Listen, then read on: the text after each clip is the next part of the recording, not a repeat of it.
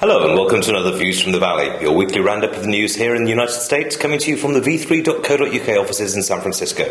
With me as ever, my colleague Sean Nichols. Hi Sean. Hi Ian.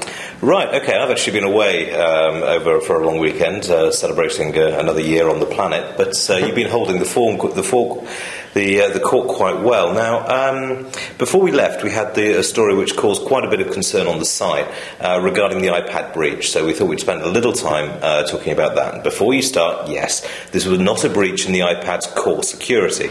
This was a breach in the protocols that AT&T had on its website, which allowed the iPad's ID and email address to be got in. Now, this has caused a lot of fuss. I mean, you're closer to the Apple fanboys than I am, but I mean, there does seem to be an enormous amount of kerfuffle going on over this. They're not happy at all. Yeah, and they probably shouldn't be. Obviously, this is something that kind of AT&T screwed up on its end, and AT&T's had some issues before as far as supporting iPhone OS, which is basically what the iPad runs. So before you say, "Oh, this doesn't have to," iPad issues are totally separate from the iPhone. They're not. They run the same operating system, and I mean, obviously, you reported on this, so you got the details a little more thoroughly than I do. But no, this wasn't something in the OS. It wasn't somebody compromising the device.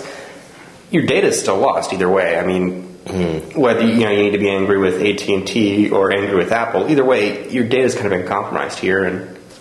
Yeah, this is it. I mean, admittedly at this stage it's just ID addresses and emails, but I have been reading through some research from one security consultant that I need to get an extra quote on, who was saying that in fact you could use that information to get the location of the particular iPad user. I know this is all fairly minor stuff at the end of the day, but it certainly did seem to strike a chord. And actually, while we're on all things Apple, we've just put a story up now. Registration has begun for the new iPhone 4, and the Apple and AT&T websites have promptly fallen over. Quite a lot of fans are basically a lot of it seems to be down to impatience, because the website's loaded so slowly. People confirm multiple times. You've got people signed up for 2 or 3 iPhones or 2 or 3 contracts. You've got more other people who spend 3 hours trying to get in. There's queues outside the Apple store at the moment of people trying to register by hand.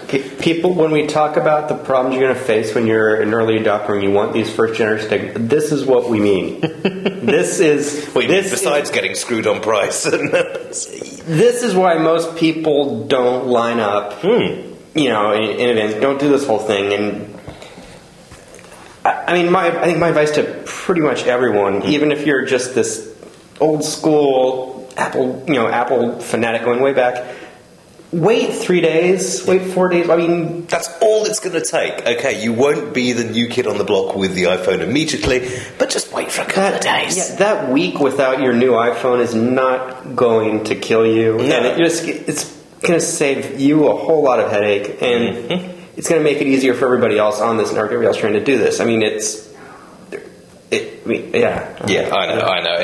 It's the perils of being an early adopter, or the geek tax, as Bill Maher famously called it.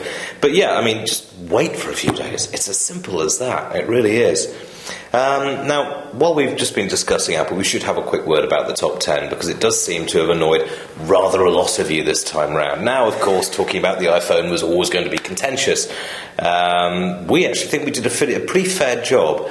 Weren't too negative, weren't too positive. Yeah, I mean, if you count the pages of negative and positive, it's pretty much the same amount of. And I believe it was 3 for each. Yeah. So it's not like we're loading up here with the negative and positive. And I think there's a lot of really positive things that we both really found about it. I mean, the screen is absolutely. The screen is stunning. The design is it is an instant design classic. But yeah, I mean, you can't deny there are problems with being in an Apple's walled garden. Not having Flash is a major issue. Yeah, I mean, there's benefits and there's definitely some drawbacks to it. I mean, that's really where. I mean, I think that's what we're trying to really present here, is that there's going to be 2 sides of it, and the security advantage, say, of the walled garden also is going to prevent some content that you might otherwise be interested from getting to you. Yes, and indeed. It's a real problem for developers. A lot of developers really don't like having to manage that and go through that. Well, a lot of publishers as well, because I mean, there's already been I was reading some articles today about publishers who are having real problems with Apple because they're not allowed to produce content which mocks senior or public figures, even though that now apparently has changed. And when it comes to sexual content, then it's a complete ball game. Heterosexual comics seem to featuring sex seem to get through, homosexual ones don't. It's all a very...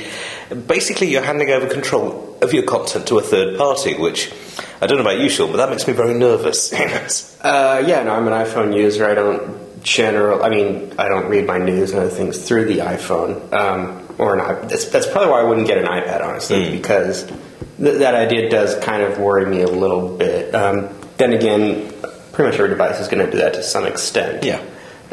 Even if you do the Kindle, you got to go through Amazon. You do, which is the Barnes and Noble. Mm-hmm. You got to go through them. I mean, yeah, none of these devices right now, the way they're set up and the way the distribution and everything is, it's going to be, it's going to be completely without some control. But Apple does seem to be controlling it a bit. Well, more than a bit more tightly than a lot of other people are. I think that'll change over time, but certainly, I think based on the current available facts, we did a pretty good list on that one. But then again, we would say that, wouldn't we? Okay, finally, a bit of Facebook fun. You've been covering this. Yeah, this is something that actually broke while you were away yesterday. Selfos reported on a new attack. It's kind of a new turn on the clickjacking idea. Mm-hmm. And this isn't something new. This is something we've seen before, but yet another attack. It seems to be gaining in popularity.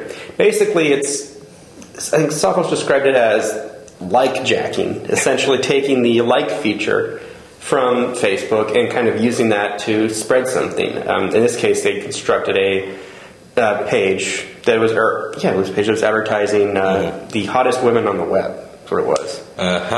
Yes, you click the link and you'll get a little. Yes, and you'll get a little. It'll take you to an image that says, "I'll click here to continue on." Mm-hmm. You do that, it'll take you to another page, outside third-party page. No malware tag, nothing like that. But when you're clicking on that link that says "click here," you're also activating the like feature. So it's going to turn out a feature that Facebook announced a couple of weeks ago that you can now embed in any site. Yeah, so what that does is it takes that, puts it back on all your friends' news feeds, says Ian likes this. So therefore it feeds through again. Yeah. Okay. In the meantime, they're collecting a referrer fee from advertising on all the traffic that they're generating. So it's a money-making scheme for the guys behind this. So it's no malware, but it's kind of a play on the old clickjacking idea of artificially inflating banner hits, that sort of thing, to gain some money. It's got to be said, but I mean, it's a fairly clumsy attack. I mean, the internet, best-looking women on the internet, it's aimed at single men, basically, or at least men, basically, which is very old-fashioned attack. There's now more women than men on the internet. Well, and this was, but you could easily turn it into check who's been viewing your Facebook page. True. I mean, you could turn it into any number of things. Yeah, a number of things, and we saw this. It's been going on forever with different malware attacks, that sort of thing.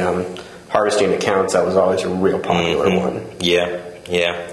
Well, we'll see. As Facebook goes more and more ubiquitous as each day goes on, I suspect we're going to see a lot more of these. But as ever, you can read about these and more at www.v3.co.uk.